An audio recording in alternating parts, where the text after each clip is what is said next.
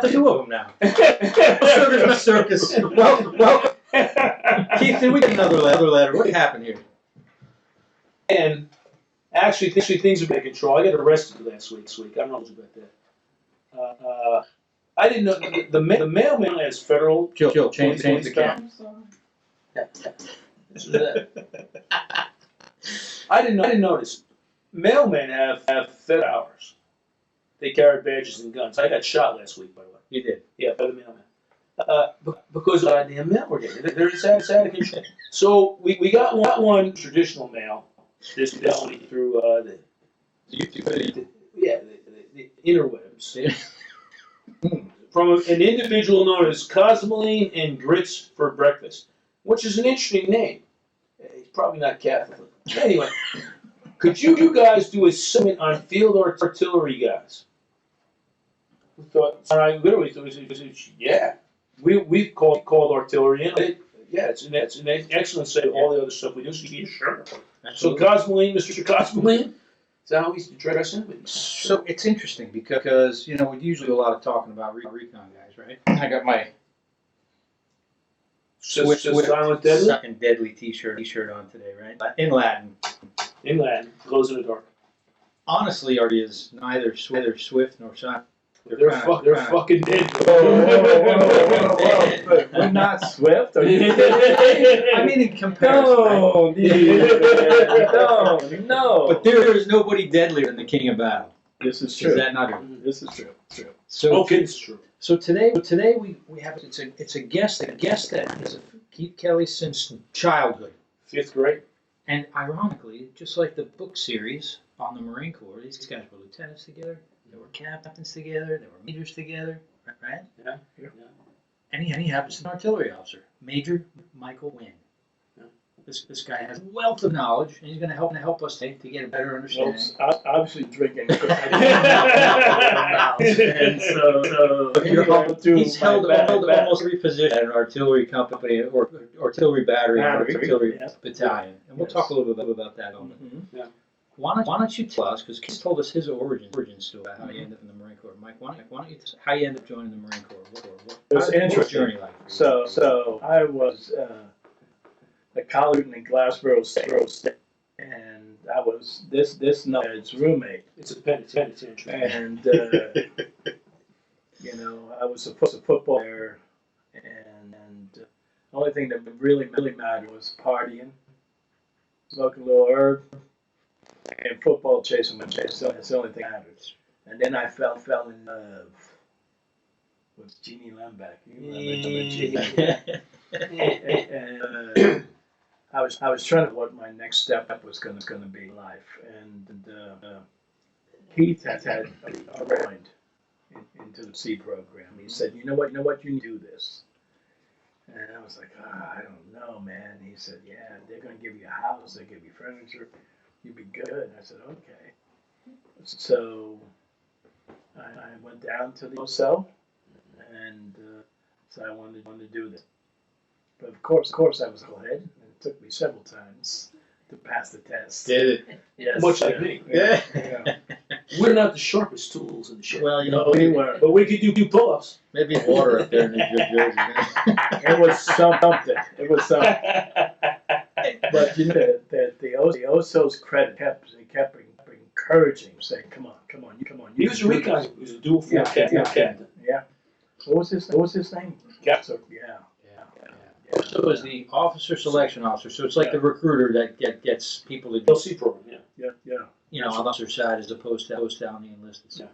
So I never had to deal with an OSA. I came from an enlisted commission. So Yeah. I did deal with a recruiter. There sounds like he wasn't trying to do anything. No. It's totally. I was on recruiting duty too, later on in my career, and this guy, although he wanted me because I was black, and he had a quota that he had to get. I took 23andMe. Yes, I am black. 57% Nigerian, baby. But anyway, so it was he wanted me, but it wasn't like because we both been on recruiting duty, and it wasn't like it was this quota he had to get. But it was looked very favorable that he Yeah. got a black candidate in. So he worked with us, and so finally finally passed the test. It could have been something to do with the guy. I don't know why I wasn't passing, but anyway, so Does affect memory, they say. So, They say. yeah. So it's old. so finally off to OCS 77. And that's funny story too, because nothing over here was going senior year, Yeah, senior people. and he I did was combined. I was combined. So literally, I was up at Capture. For those who don't know the area of Quantico, where they send the candidates that's like middle of nowhere. It's too over from nowhere. Yeah. And Jesus. Yeah. so we had done like our 5 weeks, and now going to go to. Of course, they don't bring our cars to come get you. So they're humping down the main side in 2020 something. Yeah. I am And we have laying on everything. Yeah. We have everything we own Yeah. on our backs. I am laying on a sea bag on the drill field, waiting for the cattle car to get me down to the bus station to go home. Nice. And all I look up in the hills, and all I see is huge clouds of dust. What the hell is that? What schmucks coming down? So I go running up to the formation. It was like.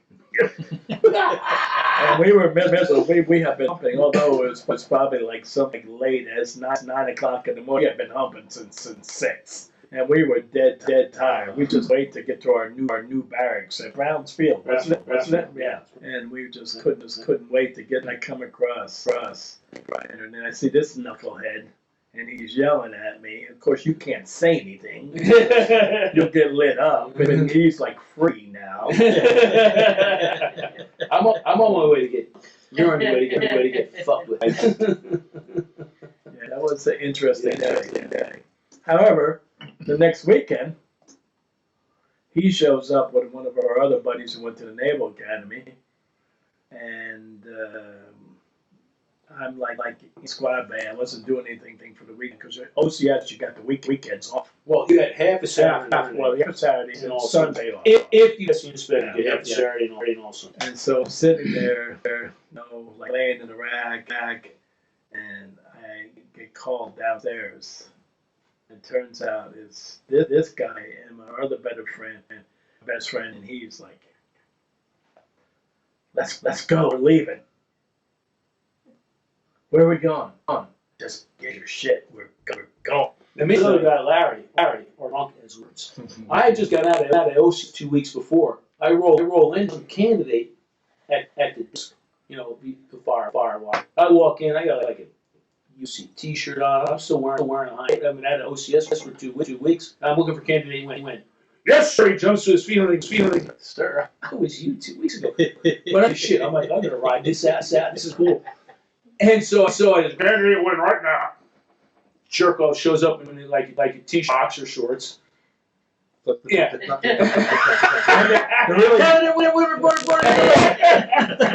Nasty ones, right? Like, little thin ones. 99 cents. And he comes out, he's like, "What the fuck are you doing here?" I'm like, "Me and Larry here. You gotta go." And he's like, "You're drunk." Shut, you should have New Jersey. So we leave there. It's like they're must be out. We go back to the Naval Academy because Larry knows there's a party going on. So this is how our career in the Marine Corps started. Yeah. It's retarded. Yeah, but the bottom line is he kind of talked me into M&N. Okay. And yeah, the rest is history. Not So, good history. But he didn't talk you into your MLS. So how'd you end up deciding to be an artillery officer? Oh, so TB, I'm a total jock coming to TS, but I can't run stunts. I was a sprint. I played football, track, did all that kind of stuff. But TBS, it was just like this endurance course crap. Not sitting with me. So I decided at TBS, I didn't want to. That's clever. That's I clever. did not It want works. to look, right? So I looked at what's so work, but I wanted to be combat arms. So it was tanks, Amtrak, and Arty. All right. So that's what I put down. Now, how I got artillery is because I wasn't the sharpest tool in my TBS class. Mainly because we thought we still were in college. We partied and we went to DC every weekend. Did everybody? Or almost we opened every day. We used to sleep in class. I was in 6th platoon, and 6th platoon we were such crazy lunatics, and we literally would sleep in class. They moved our class to the front of the classroom because we wanted us to stay awake. But literally we would just sleep. We were partying every day. So I ended up in the bottom third. So I didn't get my first two choices. I got artillery, which was a blessing. Yeah. Because I love artillery. So And, at TBS, and one of the things, other things, I don't know if you did this when you were there, but they try to get you on different things while you're at TBS to kind of get Yeah, for them. yeah. And I remember going out for a full day, and breaking down the pallets with pieces and parts for the rounds, right, and everything laid out the way it was supposed to get, laying all the shells out, laying all that out, laying out all the rounds and the charges. And then everybody got a chance to pull rounds out of that gun. Pull that. Yeah. And holy macaroni, can see. I just said macaroni, which is Yes, weird. you did. I don't know what. I don't know. I usually say Holy shit. Holy macaroni. No, when you shoot that big, a 155 is a big gun, man. I mean, the round going down range is about the size of a 2-liter bottle. That's a big ass gun. And you can see it. It gets, yeah, you can see it. All right. It's I'm sorry. amazing. That's not a big ass gun. No? No. My first duty station was here, beautiful camp was June. They put me out at 510 at French Creek, and probably a couple years before I got here, they used to be called the Field Artillery Group. Okay. And then they absorbed the Field Artillery Group into 10th Marines and came 410 and 510. 410 was self-propelled 5%. Okay. And then 510 was self-propelled with 5s and 8s and 8-inch. So my first gun system 175. This. We were this 147 pound projectile. Holy that crap. went down the range, 32 clicks down the range. Let's talk about this whole SP propelled thing. Yeah. Because Mike and I, as you know, guys, we're both partly ride. So there was an incident, and I won't say it involved a certain lieutenant. Very tanned persuasion. The story's wrong, but go ahead, tell Yeah, your it's not version wrong. of it. Yes, tell your All I version. know was there was somebody drag racing his platoon of SPPs down a dirt road. A certain general in the base, so said named lieutenant. No, he's wrong. No, I'm This not again, this story. this is You where can't get at this where happened. he drank too much. So, yes, he also thought that I was in that firing battery. So a Self-Bell 175 was this massive track vehicle with a big tube, but you could exchange tube for an 8-inch, Okay. which was a shorter tube but a thicker, had much more girth. Yes. And it could fire rocket system projectile. Okay. Where the 175 was straight like a gun. So if we were to naval gunfire, it was a true gun, flat trajectory. Yeah. 8-inch had an arc. So anyway, it really wasn't it wasn't me. Although it brother thinks that all these people me. It was actually Racing Romeo 510. And it wasn't a general that came over the hill. It was Mad Dog Julian, who was a full-bird colonel, a regimental commander. And so there was a guy named Bill McCullough, and his dad's a general. But Bill was a great officer, but Bill believed he was untouchable. But his battery was the shit at the time. They sucked. And they weren't motivated. So he decided that he wanted to do something to lift the spirits. So when we adjusted our track, you had to tout and you had to run it. Okay. So they had been adjusting track. We were at Fort Bragg and had an LZ. And he said, okay, I'm going to do something to live here. So they got done adjusting. So he decides to race howitzers. Now these things What could possibly go wrong with these things could get up to like 50 miles an hour. They could go, but you're not advised. And so the real story of it is that he's got all these, like from the 8-inch stuff lined up. Yes, it's a real story. And he's got a. So artillery used to have, back in the day, we had a green powder flag and a red. And so the green was active mission, and then the red was after you got done in the mission. So, like, you were to fire a charge, and so it was less a charge than what the thing was. Like in the 7.55, where charges were called zones, but you were firing a zone 2, the one powder left. So it would go in the active, and then after the mission's over, you transfer it to the into the red. So he had the green powder flag. Okay. And he's out in the middle of the LZ, and he's got a whole nine. Wait. And as he's ready to drop the flag, Mad Dog, our colonel, regimental colonel, came over in a jeep, over the hill, and he said, "What are they doing? It's like they're gonna race. He's getting me down." Just mentioned something, Mike, that's I think interesting to people, or it could be if they've seen how artillery works. It's not it works like a gun and a bullet. Yeah. The bullet prepackaged, right? It's not together. The shell and the powder and everything. They put bags of powder in there each time you shoot around, right? Yeah. And the mission, depending on what you're shooting and how far it's going, and what the parameters of the mission determine how many of those powder bags get put in with that particular round. Is that right? That's exactly right. So but there was several. Back in the day we first came in, there was 105, and 105s kind of had like a canister, and you had powder in it, and you put the round on top of that. Okay.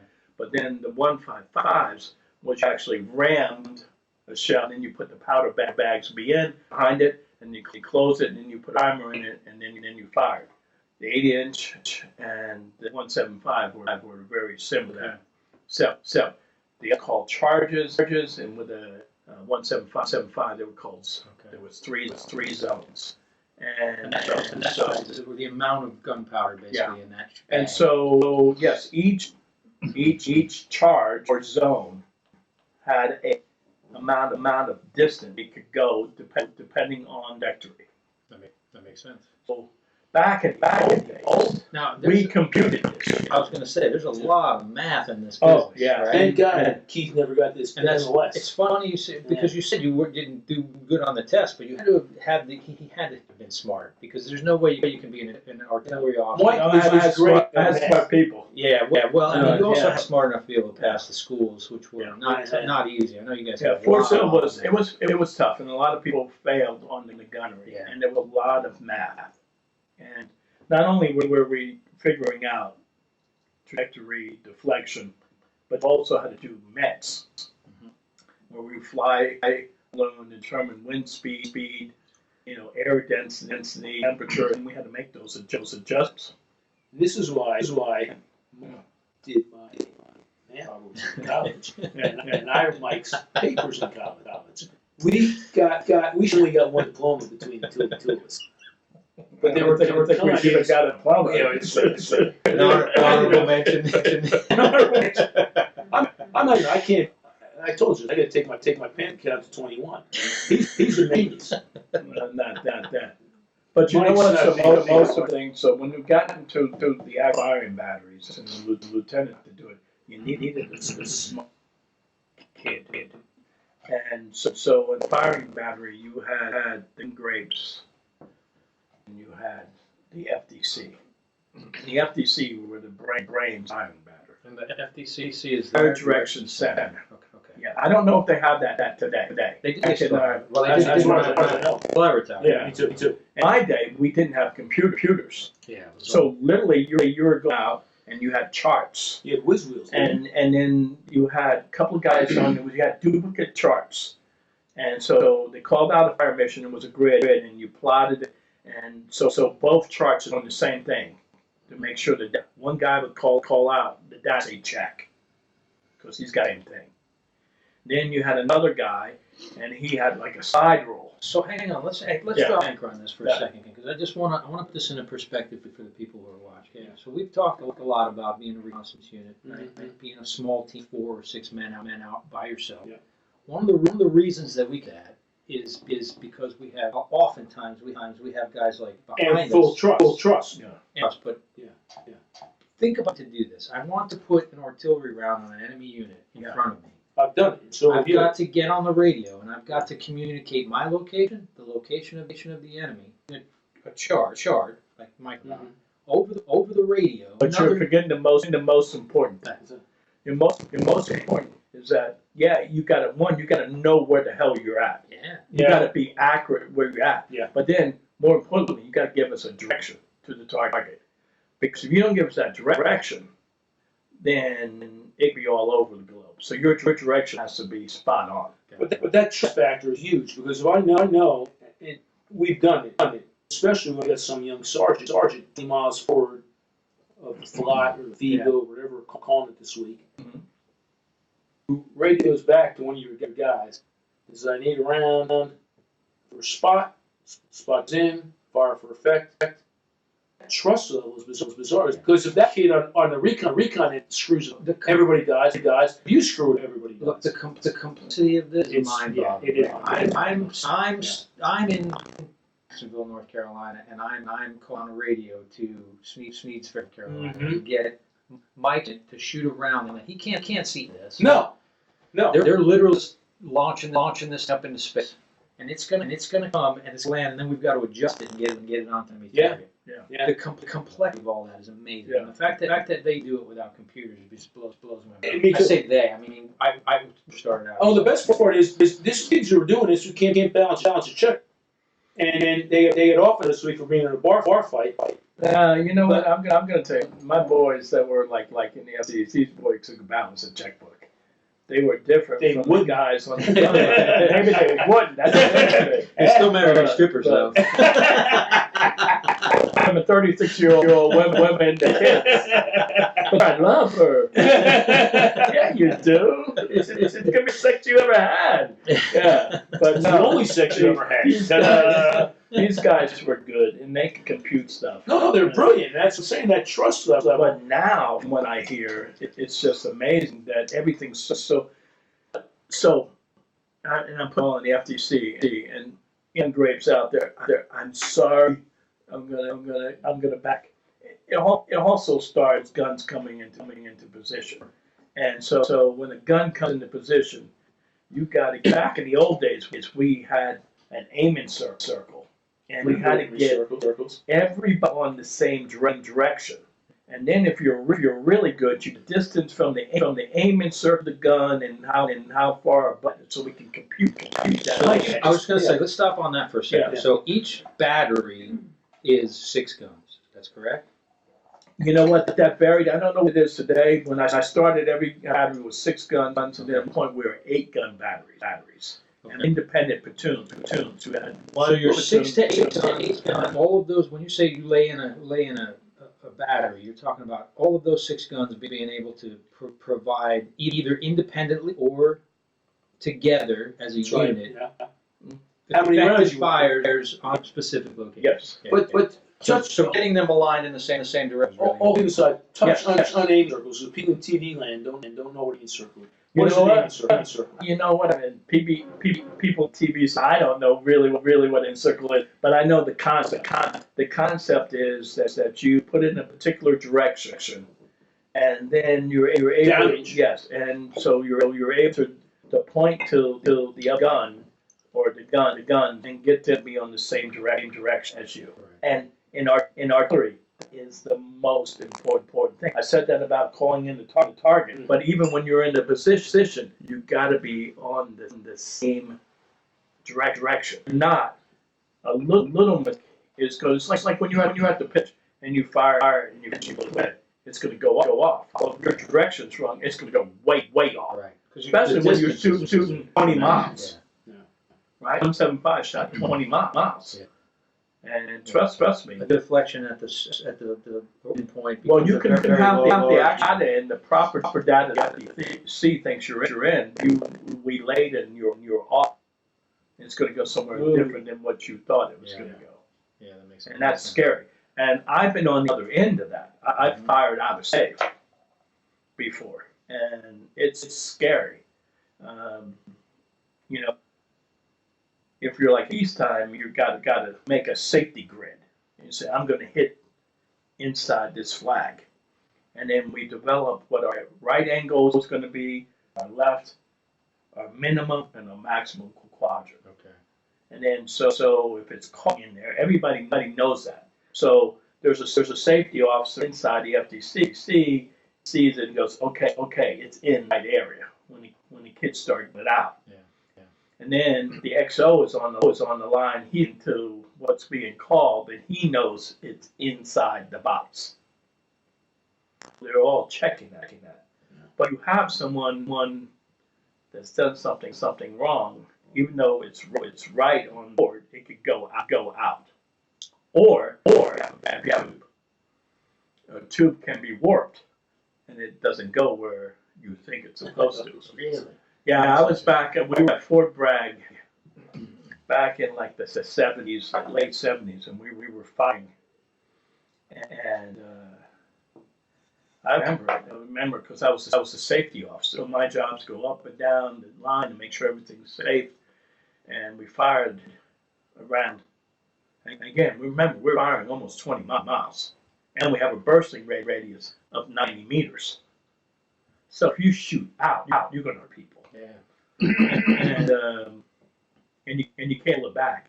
You know, once it goes gone. and I would never get it. We got the call. Tango 10. Check ring. And I always had this hard on. You never somebody check fire. It's firing.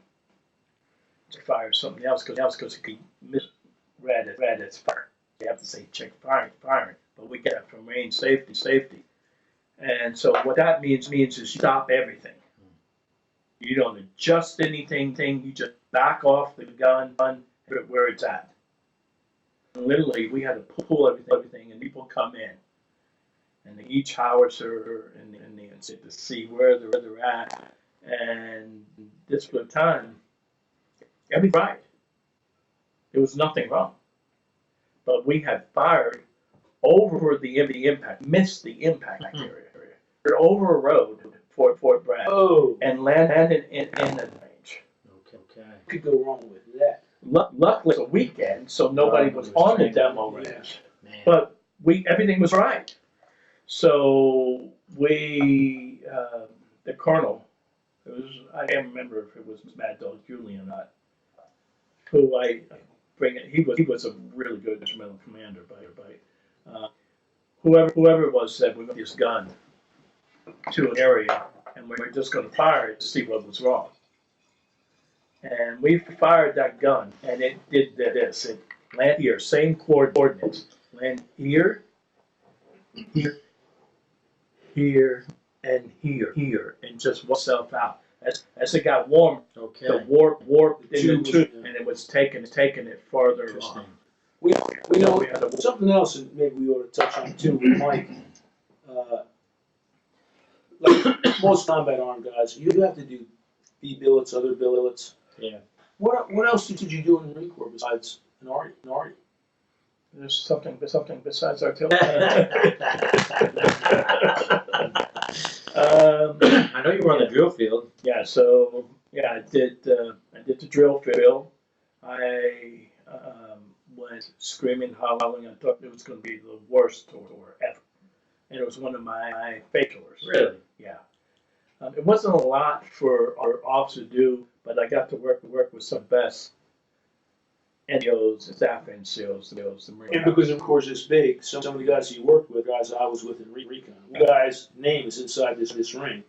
Brad DeLauder. Yeah. Mm-hmm. He actually introduced me to Brad before Brad got back to recon with the Marine. I'm telling you, the Marine Corps was like 2 people in it. So what else? Crazy. Yeah. That was a. What did you do there? So when I got there, I was a senior lieutenant, and so I did series off for a little bit, and then I went on to captain, and I became an XO. I was a physical training officer for the depot. Okay. And so I held a crazy lunatics, Brad. A lot would be included. We taught hand to hand. We taught, physical course. We had to swim in, which is the first time in my Marine Corps I had Marines just doing to me that I couldn't do because I was a strong swimmer. Okay. These guys were fish, and they worked for me. So I told them to do stuff I couldn't do. Brad's a perfect example. Yeah. Brad was like, it was a college swimmer. I mean, Brad was, he's like 6'4", fell off a Marine Corps poster. Well, all my guys were like that. To my unit, you had to do back in the day it was a 300 PFT, and you had to be 294 or higher to work in my. Just to qualify to get in, right? Just to come to me. Yeah. And then the water survival guy were a whole nother breed. Yeah. But they were some cool guys though. I re-enlisted guys at the bottom of the swim tank. I didn't like I wasn't a duel. I didn't have any of that shit. But But I my Marines, I will re-enlist you where you want. And so one of them came. When I used to swim the swim tank guys. I want the bottom of the swim tank. So how do you do the oath? I laminated. I laminated. No shit. That's what I did. But I didn't know how to dive. So there gets quick lessons. And I put the whole thing, and so going. And I'm not a strong swimmer. I'm like an S3, but I'm like a rock. But I said I do it anywhere. So they help me and they teach me how to do the whole. And we swim down to the tank. Awesome. We had our pylons with like the what the hell do you call those circle things? I don't know what the hell the things that you throw out someone's drowning. Yeah. Oh yeah. Life preservers. Yeah. So they're hanging from the pylons, and I swim into the middle. And the guy comes up, have the oath is laminated, That's awesome. and I'm going like this. That's awesome. And he's going like this, and I go like this. He goes this. And we even at the top from the base, we got pictures of the whole. We were down the bottom of the swim tank. And then to do it real though, when we came out of the tank and everybody was happy, then the COI, C of the swim tech and I and they went into the office and I gave them the oath and we did it. So it was, but gotta be legal. Yeah. So, but that was a tour. So I did that, and then I thought I was kind of crazy as B-billets, but I also recruiting duty. I was assistant recruiting 4th Corps District. And he's told us a couple stories about his experience, and it couldn't have been it for you. No, it's fucking horrific. Absolutely horrific. It wasn't as bad because I was at district level, so I was at the place where we were giving out the quotas, but I was the guy. So if you were on the street, like Keith was at a recruiting station, you got a guy that has a DUI, and you want to get a waiver, he has to come to me. So I was the guy. I got a lot of presents. Girls were always apart in the middle of the night. I'm just saying. I'm not. There's no difference here. I'm just saying. Well, there's a lot of stories. I had to get them in. But you know what? We talked about this tonight. Yeah, we did actually. I think it's a sin. Marine Corps looks at a good Marine and says he'll be a gooder. No, that's bullshit. You can't accept just because you're a good Marine. You can be a savage, as you put it, all the time and kill people. Doesn't mean you're a good person. No, we're laughing. Yeah. Colonel, I can say I give Colonel Rakow was right in that picture we talked about. I argued with Colonel Rakow because he was district CO for Colonel up at that exhibit. I'm like, just because we bring out standing Marines, you got to be a top cutting edge like drill instructor. And recruiting, these are the best Marines we own. Yeah. To make the assumption they now can become a salesman, it's a fool's. And it's different. Yeah. Now I've been on the drill field and on the recruit side. It's different. You can take a good Marine and make him into a drill instructor. You can't take a good Marine if he doesn't have it in him Right. to be, because you're going to take rejection left and right. Yeah. And It's a some of them will start. It's ruthless. It's the most ruthless business in the Corps. What is it? Let's be honest. Be honest. Right? Yeah. We'll run from recruiting. Yeah. And if you're not that guy, regardless of what socioeconomic you came from, they're gonna put you in a socioeconomic background. If you can walk in and talk, tonight. yeah. The guy met tonight. Yeah. We were sitting at the bar in here. Sitting at a bar. And Cut that, Joe. Cut that piece. Hang on. Stop. On the eve of the birthday. I mean, I would be remiss if I didn't say happy birthday, Maria. Happy 244th birthday. But it's the perfect place for you guys. And so, please carry on. we talking to this guy. He got selected to become a recruiter, and he was from. He was in Yuma. He's in Virginia. Was stationed. They sent him to the Buffalo. New York. Yeah. Let's just think about it. I think a lot of brothers running around in Buffalo. Yeah, and he was a brother. Like, Why wouldn't you send him where he knows, and then he can have some impact? and I'll be honest, kidding aside, Marine Corps tend to be very good at trying to send you to your hometown for recruiting, unless you're an O dude. Yeah. This O dude from Jersey ended up in Michigan. I don't know shit from Chanel about Michigan. I hate cold weather, but here I am. But in the east side, they try and do that, but it doesn't always work. Yeah. So here we go. We're talking to his brother tonight. It's from Virginia, and he's not from like Richmond. He's from southern Virginia. He's a country kid. Who ends up somewhere. Yeah, in Yuma. You're going to Buffalo, New York. He said he went catatonic. He's like, what? It sounds weird, but that's actually Buffalo's a lot like one of those rinky-dink towns in Virginia too. But it's a too bad. rinky-dink, and it's just in a different. It's a different mentality than the Virginia.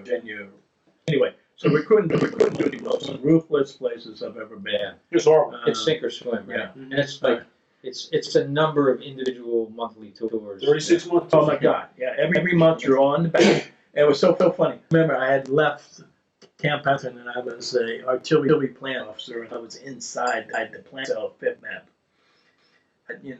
What was it? SCI clearance and TSSCI. Yeah, and Which we'll still have. so I get to recruiting, and so I'm literally looking at plans to attack countries and reading it, top secret plans. I go on recruiting duty, and most of the things I checked there at the end of the year, we had to make a band order. I need a tuba player. That's no shit. We had to find a player. I need a female clarinet player. Yeah. What? We've talked. I'm We talked about this on the show. And I was going home to my ex-wife, and I was going home to us. Find a tuba player. She was like, "What?" You're in the Marine Corps. What? A tuba player. It was that bad. And to all my brothers and sisters who have done recruiting, Or doing it now. it is not the Marine Corps. However, I'm going to say this too. And everything I've ever done, recruiting helped me into the civilian world. Okay. Because civilians could relate to that. Plus what was the Iraq school we went to? We went to Xerox professional selling schools. Yeah. So they send you to Xerox. It's in Leesburg, Virginia. Mhm. The rooms they put you in are like the size of this table to force you out to talk to people. Yeah. And so you learn how to talk. Yeah. They force you to be so interactive. I didn't, for guys like him, because we're arrogant little jacks, it was pretty easy. I'm married. No, I didn't say that. I looked arrogant jackass. But that being said, that was a very, very life-changing kind of school. Yeah. But I give you good recruiting for you. Love this. So when you're on recruiting duty, one of the tricks they do, they will take drill instructors between series and go, "Where you from, son? Michigan, sir." So Staff Sergeant Benotz comes home to Lansing, Michigan for 2 weeks, comes to me as the ex-over recruiting station. And they report in, and then we send them out to the recruiters. So the young kids we're trying to recruit, or in the delayed entry program, they get to meet a real drill instructor. And he'll like grind them down. So this is what you need to be ready for. This is what I'm going to do. You ready for it? Ready for it? Okay, here goes. And so It's like getting attacked by a great shark. yeah, but at least when it happens in real life, you're kind of ready for it. Yeah. So drill instructor shows up. And you know the way I'm kind of low key in this regard. Yeah. When those guy like walking, chum, and like squares himself on my desk. I'm not fleet. We're running recruiting dude. Sir, Session Rollins, we're reporting. Chill out. Right. What battalion? Oh, the wild guess. Whose battalion? So I said, now you know. So I'm like, you wouldn't happen to know Captain Wynn, would you? Yes, sir. Yes, absolutely. I'm like, no, sir. This is shut the fuck up. Here's what I need you to do. I want you to pick up the phone and call him right now. Here's the number of his house. And tell him he's a worthless cocksucker. And of course, the staff sergeant was like, sir, I can't do that. I'm like, yeah. I just ordered you. I want you to. So now he's the gate. He's like, sir, I assume you know Captain Wynn. Oh yeah, we've met. So he does it. So I mean, this is just complete insanity, and that's why who doesn't love the Marine Corps? Because of nonsense like that, and the Marine Corps said, yeah. So I got this staff sergeant who's in his battalion. He's in front of my desk. Was calling Mike 3 hours earlier, waking him up to tell him that Captain Wynn, I'm with Captain Bill, and he says you suck. Bullshit. You know what? That's not bullshit. That's the truth. It really is. And that was a funny time because I was on recruiting duty, and I was on the field. And so we're getting shit that they're sending down range. Train them. Yeah, you said something. Plus anything, they can't do a pull up. And so it was an interesting time. But it was funny. We were there, and he was coming in his XO from station, and I was physical officer at the depot at that time. Yeah. And so part of the tour, bring all these recruiters. The background on it. So they will fly us down. So they take me, and I will take literally 7 Marine Corps owns 727s, full of high school teachers, and we will fly them to the recruit depot. I'm the guide, and we will land, and they will stay there for a week. And we have a bar up for them every night, and they will go watch training in MCRD for a week. The guide, I'm the guide, and guess. So they have to come, and so he got to bring them to me. Yeah. And I'm a physical training officer, so I got to give him a triple the physical training for years. And it was so much fun. But anyway. Check this. Well, over the time that one guy was complaining about who we were recruiting, not recruiting. And I said, he goes, you take minority officers in. I said, yeah, we did. Well, that guy's white. And I said, well, I'm like, so I called Mike and I said, we're going to have a problem with a particular school teacher. Could you handle this for me? Yeah, I got it. So screwball, I walk this. We're in a hotel. I had a room set up just with a bar. And I walk in, and Mike sees me, and we have everything. I give him what I do. So Mike's one of these guys can exit and miss. What am I? And the guy's like, what? He goes, what am I? And the guy's like, what? He goes, ah! So the guy, yes, you are. He goes, I'm all right. Yes, you are. But you said we don't recruit my officers.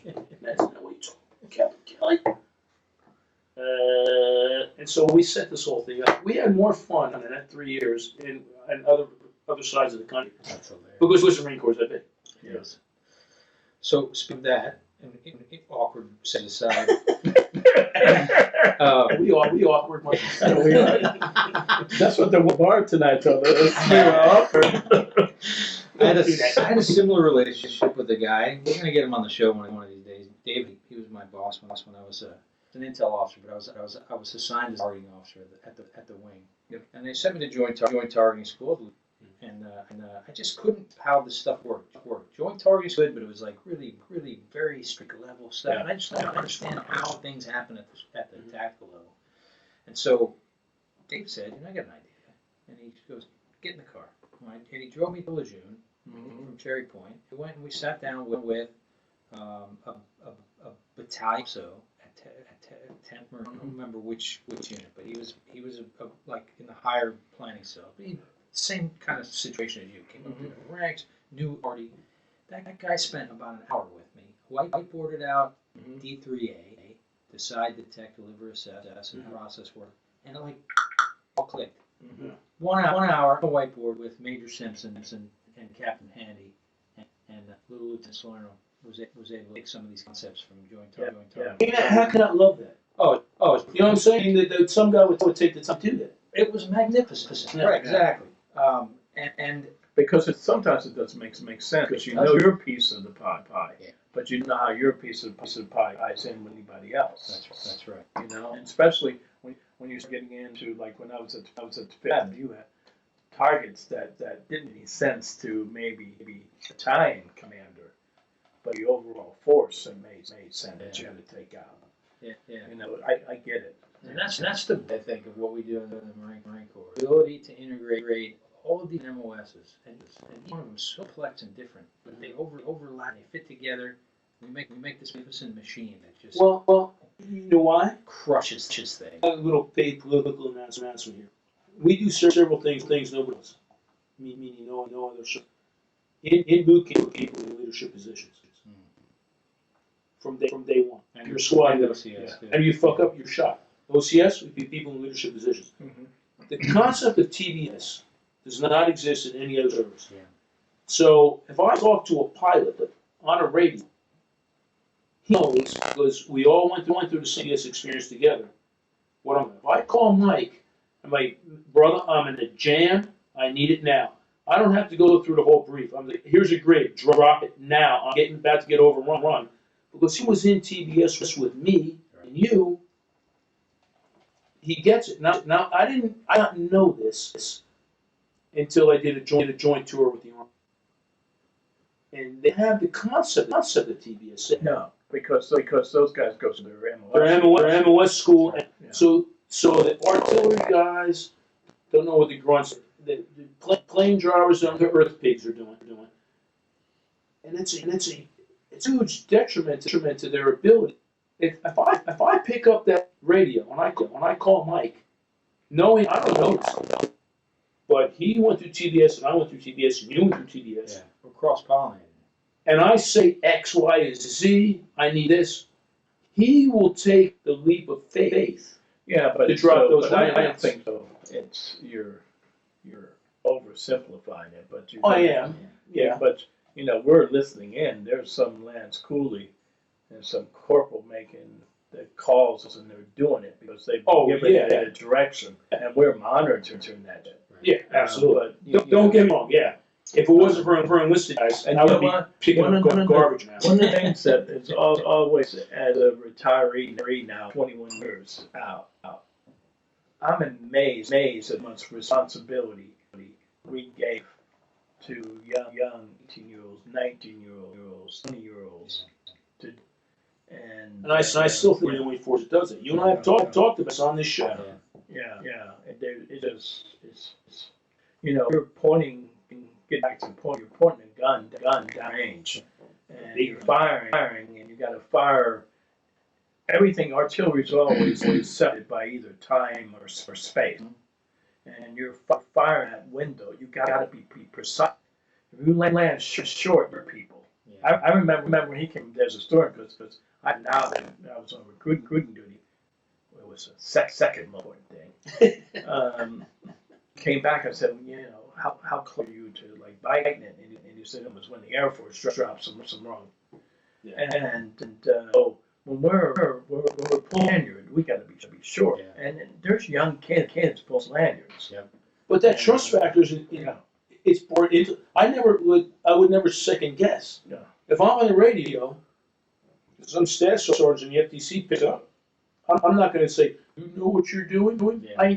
That trust factor's there. Yeah. And I think that's very, very special to the work. Yeah. Sorry, sports fans from other services. I think Not I tell you what I think is special to the Marine Corps is that we do have that ground element. We do have the tanks. We do have the artillery. We have LAVs, and I don't even know what other new shit they have. The air component, and we can integrate that all. Even back in our day, Mhm. the Army didn't have. They had their helicopters, but they had to go to the Air Force. Get else, you know. Yeah. Anyway, but as a fighting force, we had that Billy. Didn't you? You were Anglo too, right? No, I was a force guy. That's recon, Yeah. but still, I it's worked with kind of them. you got to be able. I think we were special Yeah. because we had all that stuff. Well, and we tailor our packages to the mission. So what are you doing now, Mike? What am I doing now besides drinking really good red wine? He's a stripper. I am when I'm at the man. Let me get some one out of that. So I retired in '98 and did a number of 7 years jobs, and had to find and they're so true. Some 6 or 7 jobs before you find the right job. And so I found my real estate, and so I'm selling real estate out in California now for about 15 plus years. Nice. And I enjoy it. I help a lot of former Marine or active duty Marines through different programs like Navy Fed, Realty Plus. Yeah, used to have one that's going away. Real estate rewards. Okay. If somebody wanted to get a hold of you, to contact you for real estate on either coast, you have that ability. How would they get you? Oh, they just got to call me, baby. What's your number? Let's put that out on the interwebs. The number is 760-889-4818. Again, that's 760-889-4818. It sounds like my message right now. Seriously, it's I enjoy having young Marines buy homes. Nice. And we were talking tonight about this, about how I put people into this 5 years ago, and they're selling, and they're like us now. They're like house sergeant, and they're going to sell their house, and they're going to make $100 grand. Nice. And they could never have saved that, ever. So, is our market that way right now? I don't know how it is out here. But in California, we're kind of at the top of the market. I don't know if people make that in 5 years now, maybe in 10. But I think it's a sin that we have so many people who are in the Marine Corps and they're getting all this money, especially the variable housing allowance that they get. They don't call it more. What do they call it now? No, it's basic. It's basic. It's a BHA.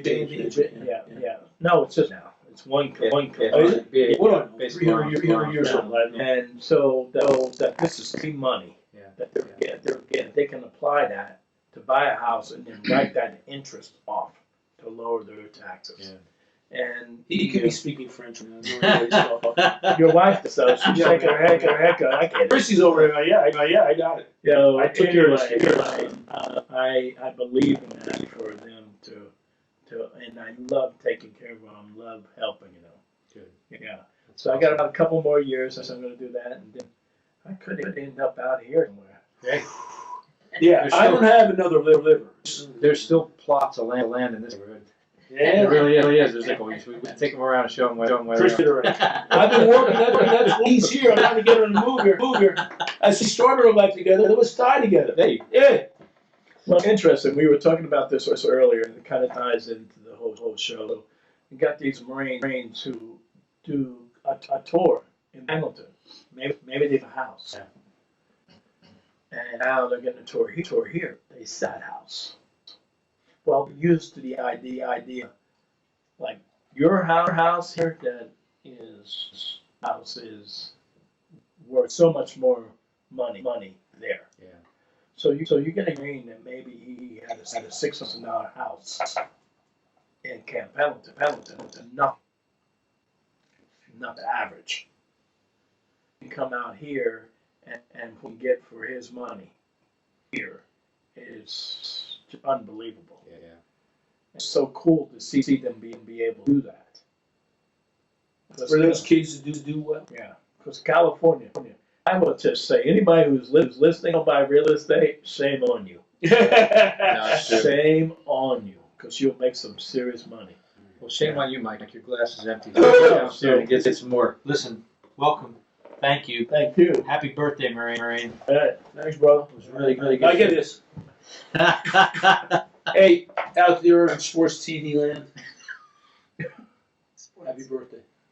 Yeah, happy birthday, Marines. Happy birthday. Happy birthday, Marines. How do we do? Good.